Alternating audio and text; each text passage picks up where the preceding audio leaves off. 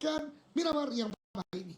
Nah, ini dia match yang sudah ditunggu-tunggu, match yang ketiga. Miramar pertama seperti yang tadi Eldoy katakan, setelah kita melewati 2 kali Erangel, saat ini terlihat bagaimana padang gurun pasir Miramar terbentang dengan sangat luas sekali. Masing-masing tim sedang menuju ke drop zone-nya masing-masing. Kita melihat dari pemain-pemain tim Void, mereka memilih untuk menuju ke area Pulau Los Higos, Pulau Bawah, dan juga Angel diberikan menit bermain lagi untuk Void. Iya, kita bakal lihat dari tim Void kali ini. Ini adalah map yang paling menantang bagi mereka. Kali ini mereka bakal turun di bagian pojok kiri dari map, bahkan bukan Valdemar, melainkan sampai Minas del Sur, Los Higos, dan Prison kali ini. Tentu ini adalah strategi bermain di pojok circle yang menurut gua bisa sangat efektif, bisa juga malah membuat tim Void kelimpungan untuk rotasi, andaikan zona mental ke kanan atas. So, arah pesawat pun atau flight path pun sudah selesai, tim-tim sudah mulai menuju ke arah drop zone mereka masing-masing, dan ternyata zonanya nggak terlalu sulit nih bagi tim Void. Mereka tinggal looting di daerah mereka, lanjut ke Los Higos, masuk ke jembatan, dan mereka bisa masuk ke bagian selatan dari LL, di mana banyak gudang, kompon yang dapat diisi sama mereka hingga nanti zona memaksa mereka defend atau keluar dari arah kompon mereka. Ya, apalagi kemungkinan circle menuju ke arah tebing selatan itu juga masih sangat terbuka dengan circle seperti ini. Berulang kali kita melihat Miramar, circle akhirnya itu berada di tebing, dan tim yang sudah mengambil area gudang di tebing seperti yang tadi Bang Flo katakan, dialah yang mendapatkan keuntungan terbesar di circle-circle akhir seperti itu. Kita berpindah terlebih dahulu menuju tim yang tadi baru saja mendapatkan winner chicken dinner 17 elimination, yaitu BNW Ayane sebagai pemain yang tadi mengkoleksi 7 elimination. Saat ini dia sudah mendapatkan sebuah M249. Kita melihat juga Nacha kembali diberikan menit bermain. Terus reguler Nacha main di BNW kalau kita lihat sepanjang PMVB dilangsungkan. Iya, tapi ya memang terlihat juga sih dari tim ini ya, BNW. Hasil mereka itu kemarin cukup stabil. Di hari yang gua nge-cast, mereka itu dapat WCD sekali, tapi mereka cukup tinggi, di mana mereka hampir setiap game mereka mainkan itu bermain dengan cukup baik. Dan sekarang mereka memulai kali ini minggu yang kedua dengan cukup baik, langsung membuka dengan WCD di game kita yang kedua. Dan so far ya BNW, gue rasa dengan adanya Ayane juga itu, wah, itu salah satu pemain ladies dengan firepower yang tinggi banget sih. Ya, sepakat sekali. Kita kembali untuk saat ini berpindah menuju tempat yang berbeda. Ada pemain-pemain Morph Asia bersama dengan yang lain sedang mengambil looting-looting saja di area LL harusnya. Dan ini adalah tim yang memang selalu memilih late rotation, tapi disayangkan mereka seringkali hanya sampai ke mid game saja, tidak berhasil menuju ke arah late game. Itu yang membuat poin yang mereka kumpulkan pun hanya mampu membuat posisinya berada di tengah-tengah klasemen sementara. Ya mungkin tujuan harian itu memang selalu lolos untuk di bonus round, karena itu kesempatan juga untuk semua tim mengumpulkan poin. Tapi baik lagi gitu, untuk perhitungan akhir memang tim itu harus bermain konsisten dan juga baik di setiap rondenya, dan juga sekaligus di bonus round harus dipergunakan dengan baik. Kalau lolos ke bonus round tapi mereka akhirnya tusun, ya mereka sia-sia gitu lolos ke bonus round. Tapi tentu untuk ada tim yang WCD perlu ada tim yang tusun. Untuk ada tim yang banyak elim butuh tim yang rata oleh tim tersebut. Ya, itu yang memang menjadi satu fakta yang membuat kita kadang senang, justru kadang kita sedih, karena ya tergantung kita ada di posisi yang dapat elim atau justru kita di posisi yang rata, karena memang itulah yang terjadi kalau kita melihat turnamen PUBG Mobile selalu seperti itu. Kita melihat juga untuk saat ini Scarlet, pemain dari tim Onyx X yang ternyata memisahkan diri sendirian saja dia di tempat yang berbeda di gudang L, dan ini setup yang terus dimainkan oleh Onyx, tapi yang menjadi pemain jangkarnya atau yang terpisah itu ganti-ganti. Hari ini atau di match kali ini Scarlet, tadi Meike. Terus kadang kita melihat juga Shotpay. Enggak terus-terusan satu pemain yang dikirim untuk menjadi seorang jangkar. Ya, tapi karena memang dari tim Onyx gue rasa ini role mereka cukup fleksibel. Banyak dari mereka bisa nge-flank, banyak mereka juga bisa bermain secara mandiri. Dan emang gue Onyx ini lebih kuat ketika mereka nge-split. Main yang mereka split itu mereka smart banget. Mereka tahu tempat-tempat mereka yang mereka ingin splitin itu keuntungannya posisi di mana aja, posisi yang harus dihindari di mana aja. Dan gue rasa itu yang membuat tim Onyx susah ketebak lah, atau susah dilawan juga, dikarenakan mereka sangat tahu dengan pilihan yang mereka ingin set up gitu. Dan berpindah kali menuju ke arah tim Dewa United, di mana kali ini mereka bakal coba untuk melakukan looting. Jarak mereka menuju ke arah zona nggak terlalu jauh, untuk zona pertama 500 meter kurang lebih, dan masih ada cukup banyak waktu nih sebelum Blue Zone mulai menghimpit mereka, di mana Blue Zone juga. Ya, ini adalah salah satu pembelian player yang menurut saya cukup menjanjikan untuk Dewa United, yaitu mendatangkan Friday, pemain yang sempat membela game di PMVB season yang pertama, lalu sempat membela tim Bulls juga di GPSL kemarin, dan saat ini Friday merapat menuju Dewa United, pemain yang memiliki nama panjang Gita Dwi Putri Rahmadianti, yaitu Friday karena ada datanya di sini. Gua tinggal bacain doang banget ya. Iya. Thank you tim production dan juga semua nama player dengan lengkap beserta role dan juga nickname mereka. Betul sekali, karena kalau kita lihat Friday di Grims ini juga menjadi salah satu pemain kunci Friday bersama dengan Nacha ya, yang akhirnya Grims mendatangkan Nevin.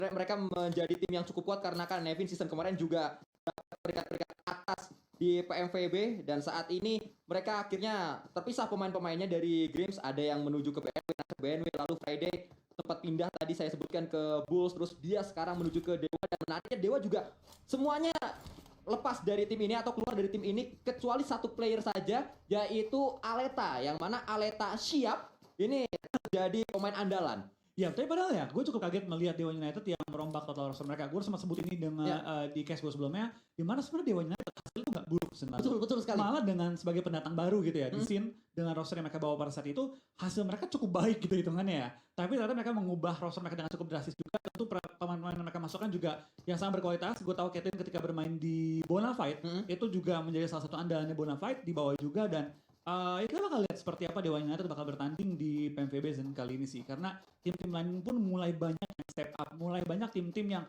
dulunya mungkin adalah tim-tim papan tengah, sekarang mulai mengumpulkan pengalaman. Permainan mereka pun semakin apik, semakin rapih. Dan ini yang gue suka tentang Sin Ladies gitu. Hanya berjalan 2 season PMVB, tapi level dari main-mainnya secara signifikan meningkat terus. Ya, itu dia yang sangat terlihat dan sangat sayangkan. Mencoba untuk membalikan bagi ternyata berasap. Itu udah tadi gue udah mikir, aduh jangan sampai ini kebalik berasap, karena itu sering terjadi.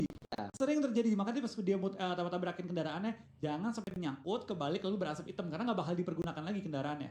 Resikonya tinggi banget.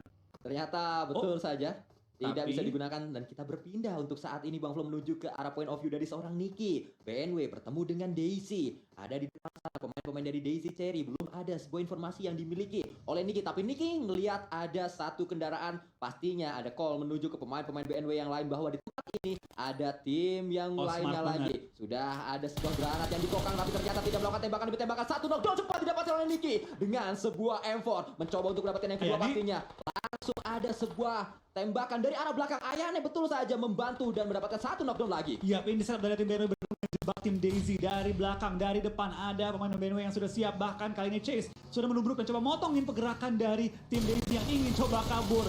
Lompat dari kendaraan, kali ini juga mentak udara, tapi Daisy harus pulang ke arah lobby setelah dijebak oleh tim BNW dengan begitu rapih, dengan momentum yang begitu tepat.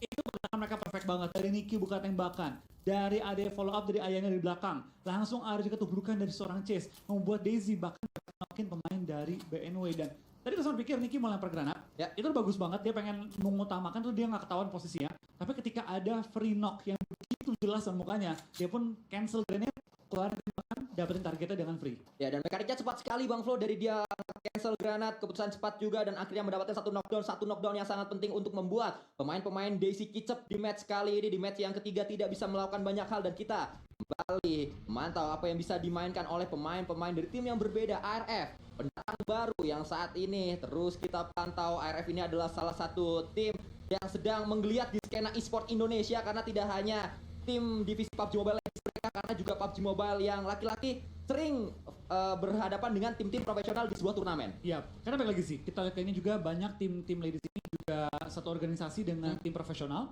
atau tim dari komunitas juga, sehingga kita bisa melihat ya mungkin ada juga pertukaran pikiran, ada juga mungkin sharing pelatih, kalau tidak sharing pelatih ada juga sharing experience lah, pengalaman di dalam dunia perlombaan. Ya, dan juga kalau dilihat dari pemain-pemain tim ARF, memang ini namanya ARF Grizzly.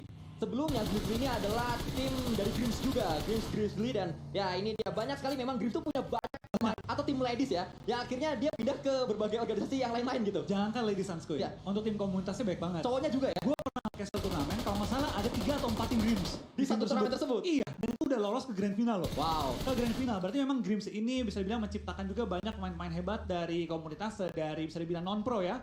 Dan ya terlihat kualitas mereka, bahkan pun nggak satu tim doang, mereka bahkan ada banyak pecah-pecahan tim klien mereka yang masuk ke berbagai organisasi, dan hasil mereka cukup baik gitu selama ada di kancah-kancah tertinggi atau top tier. Ya, lihat juga bagaimana Nai yang saat ini berada di Bigetron Ace juga datang dari Grims. Nai atau Jesse, kalau ya pokoknya di antara dua itu salah satunya datang dari Grims, dan pastinya Grims bisa dibilang salah satu akademi pemain PUBG Mobile yang mengirimkan kan banyak sekali pemain-pemain atau bibit-bibit unggul ya. Bisa jadi salah satu akademi. Jadi sebelum kita masuk ke selanjutnya tuh lewat Grims dulu. Banyak yang kayak gitu dari segi karir di mobile. Iya, tapi balik lagi sih kita lihat juga tampaknya dari berbagai clan itu banyak banget nih. Gak cuma dari Grims, tapi kita juga melihat banyak banget clan yang menghasilkan bibit unggul juga. Poin salah satunya. Poin salah satunya Ya. betul. Itu mereka menghasilkan pemain-pemain baik di kancah komunitas, profesional, untuk para ladies juga. Yang menurut gue ya ini harus dikembangkan juga oleh tim-tim profesional yang mungkin belum punya clan Ya, atau belum betul. punya satu sistem yang bisa membangun bibit-bibit baru untuk timnya. Karena menurut gue ada pentingnya ada semacam akademi. Betul sekali. Karena akhirnya saat tim tersebut di tim profesional atau tim ladiesnya membutuhkan player, kalau mereka sudah punya akademi tinggal diambil. Saat bibit unggul dari akademinya masukin ke tim profesionalnya. Ini sudah mulai terjalin di Voin sebenarnya. Karena Voin kan berulang kali mereka nariknya pemain-pemain akademi. NFT pun sama Bang Flo. NFT, betul. Karena NFT juga Boichi, lalu Batman datang dari tim keduanya NFT, yaitu dari tim akademinya. Gue lupa nama timnya apa, pokoknya LXB. LXB, betul sekali itu dia. NFT sudah melakukan hal tersebut, Grims juga sudah melakukan hal tersebut. Poin juga kita melihat banyak bibit-bibit unggul yang akhirnya masuk ke skena profesional. Karena yang saya ingat KF tuh kalau nggak salah dari Poin juga awalnya. Oh, KF. Awal-awal banget. KF gue lupa dari Voin Tongga yang winning dari Rubix. Rubix betul, ya. Bareng bosku sama Auro. Itu tuh satu tim, semuanya akhirnya main di Tim yang PRPL, berbeda. tapi beda-beda semuanya. Waktu itu Auro itu kan ke Ion. Setelah itu gak lama menyusul ada KF masuk ke EVOS mantan tim Auro. Ya, Gak lama juga dari bosku bisa masuk ke Boom untuk perdana dia. Dan ya bisa dibilang kali ini juga ya ujung-ujungnya kompetisi apapun tertingginya akan mengambil tim-tim dari grassroots. ya, betul. Akan ambil player-player dari grassroots. Makanya pentingnya juga dari teman-teman yang dari komunitas, baik itu untuk ladies, baik juga untuk profesional, baik itu untuk di kancah manapun, kalian harus berlatih, Ya. selalu mencari koneksi-koneksi juga. Betul. Karena koneksi itu yang pasti membuat kalian bisa membuktikan skill kalian. Ya, itu dia. Memang kalau kita tahu banyak orang punya skill hebat tapi kesempatannya Itu. yang cukup minim sehingga sangat menguntungkan kalau kita sudah punya kesempatan dan kita bisa memanfaatkan kesempatan tersebut. Dan kalau kita lihat juga kesempatan didapatkan oleh salah satu tim karena mereka sedang melakukan tembakan demi tembakan menuju ke arah PWE, ternyata kesempatan tersebut didapatkan oleh ARF dan ARF mendapat satu knockdown. Selian, apa yang terjadi? Bingung dia. Tembakan datang dari mana?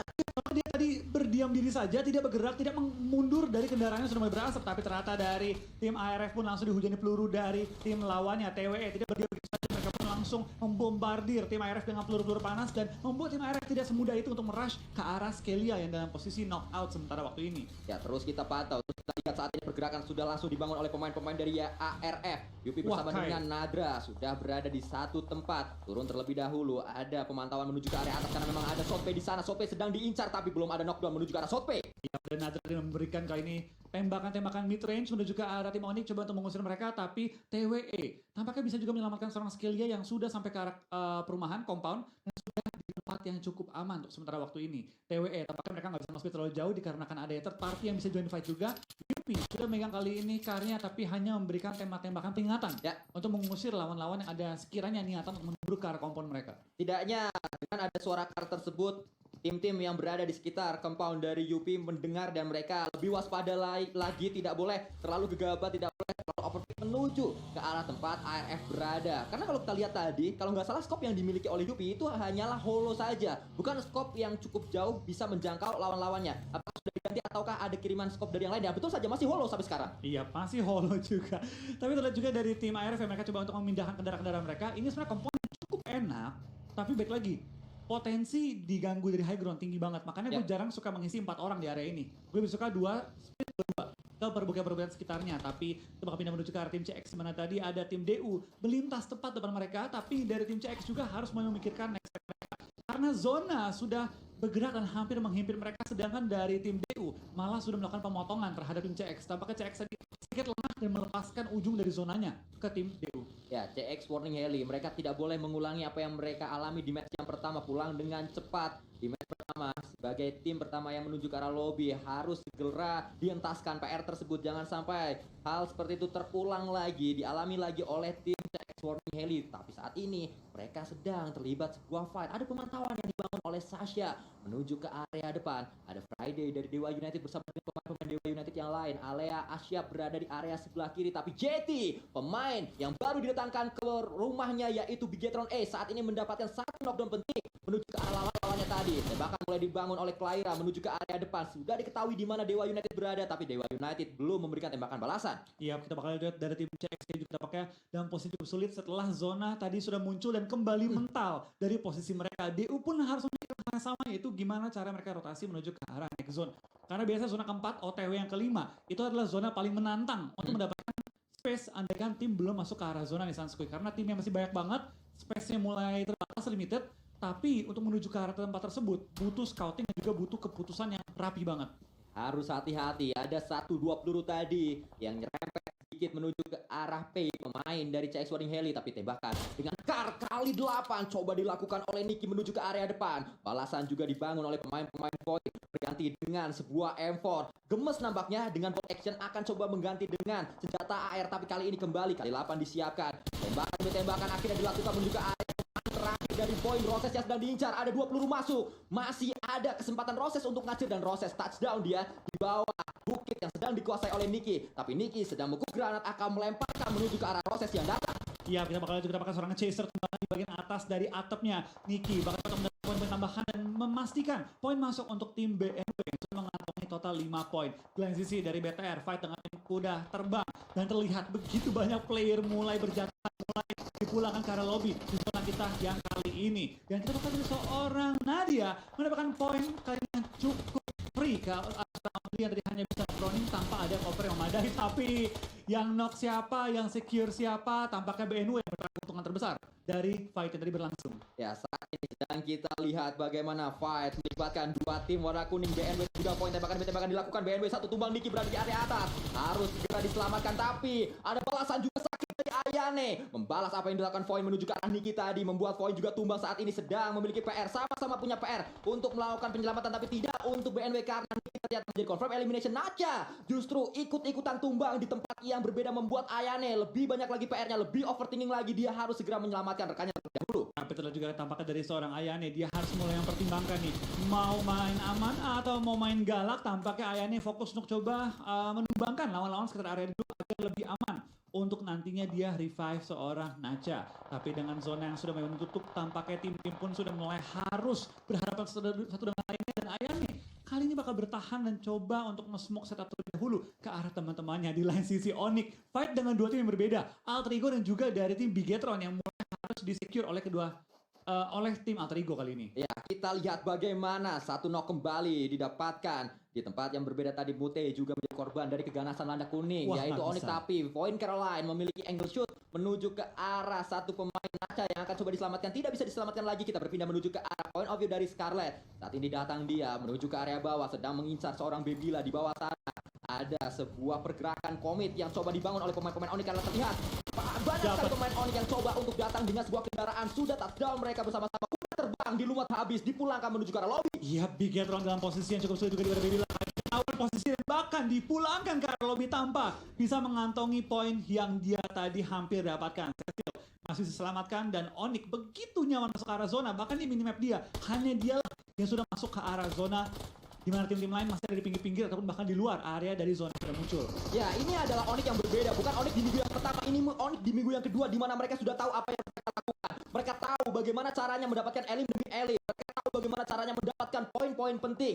Mereka kehilangan banyak poin di minggu pertama. Mereka belajar dari kesalahan. Mereka sudah bermain dengan baik. Ada progres yang dialami oleh Onyx membuat mereka sudah dapat 5 elim di match yang ketiga. Bahkan kita masih terus akan melihat keganasan dari Onyx karena mereka masih lengkap dengan 4 pemain. Kita berpindah terlebih dahulu menuju pergerakan yang akan coba dibangun oleh Feren dari tim TWE. Tiger Wong akan coba melakukan sebuah pergerakan. Kup RB digunakan dari tempat yang berbeda. Ada 1 Dewa United yang segera harus diselamatkan. Apakah revive sudah dilakukan? Iya, kita lihat juga tampaknya dari tim TWE, mereka pun sedang coba untuk pelan-pelan nge-push ke arah depan karena kan zona juga sudah mulai menghimpit. Tapi mereka dalam dilema, fokus depan atau fokus belakang. Belakang mereka pun masih ada tim yang ingin terombosin defense mereka. TWE punya PR yang cukup berat dan sekarang mau nggak mau mereka harus coba untuk menumbangkan Dewa United terlebih dahulu jika mereka ingin mendapatkan space yang nyaman tepat depan mereka dan masuk ke arah zona.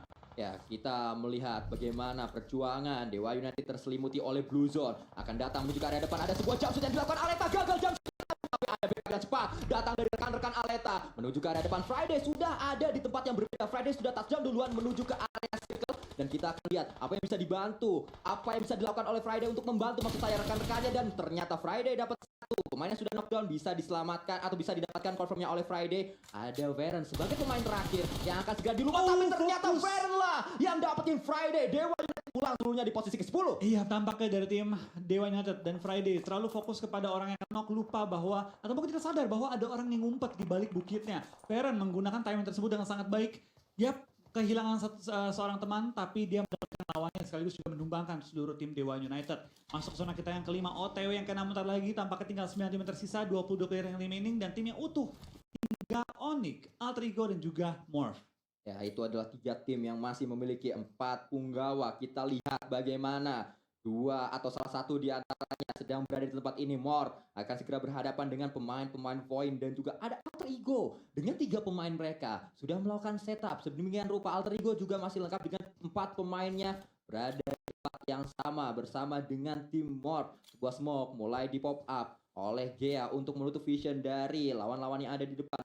Mencoba untuk datang menuju ke area circle, pastinya pemain Alter Ego Dion sesaat lagi akan segera melakukan sebuah penyeberangan, tapi menunggu timing yang tepat, menunggu smoke-nya keluar untuk saat ini, dan akhirnya dia melakukan sebuah perjalanan. Kita berpindah menuju ke arah Scarlet yang sedang memantau adanya area di belakang sana. Lihat split dari Onyx, mereka nggak semua masuk ke area zona, bahkan Scarlet terus menahan pinggiran zona demi memotong tim ARF. Kalau dia nggak bisa ratain ARF, paling nggak ketika mereka masuk zona, kehilangan 1-2 anggota mereka. Baru diomongin, Scarlet langsung muncul, mendapatkan 1 target, bahkan dipulangkan utuh ke arah lobby 1 pemain lawannya. ARF dan posisinya sulit karena sekarang dia ketahuan oleh tim Onyx dan nggak bisa masuk dengan bebas. Karena kan ketika mereka naik ke atas, itu flat ground. Tidak ada cover, mau nggak mau harus main smoke kalau mereka masuknya smoke. Ya, saat ini setupnya adalah 1-2-1 yang sedang dibangun oleh pemain-pemain Onyx. Scarlet juga dikirim untuk menjadi flanker di arah yang berbeda bersama dengan Mickey. Dan kita lihat dari drone view kita bagaimana banyak sekali pertempuran yang sedang terjadi di bawah sana. Linting mencoba untuk bertahan dia dengan sebuah smoke. 2 smoke tadi sudah di pop up, terlihat 1 pemain Rotes akan coba diincar, akan coba ditembak, tapi Milo Racing gagal untuk mendapatkan 1 knockdown menuju ke arah Void. Iya, kita pakai dari pergerakan seorang Milo. Dia pun harus coba untuk menumbangkan lawan depannya, sedangkan dari seorang Vepar masih dalam posisi knockout sementara waktu ini. Ayane dalam posisi yang sulit karena nggak bisa kemana-mana di belakang karena lobby di posisi ke-7.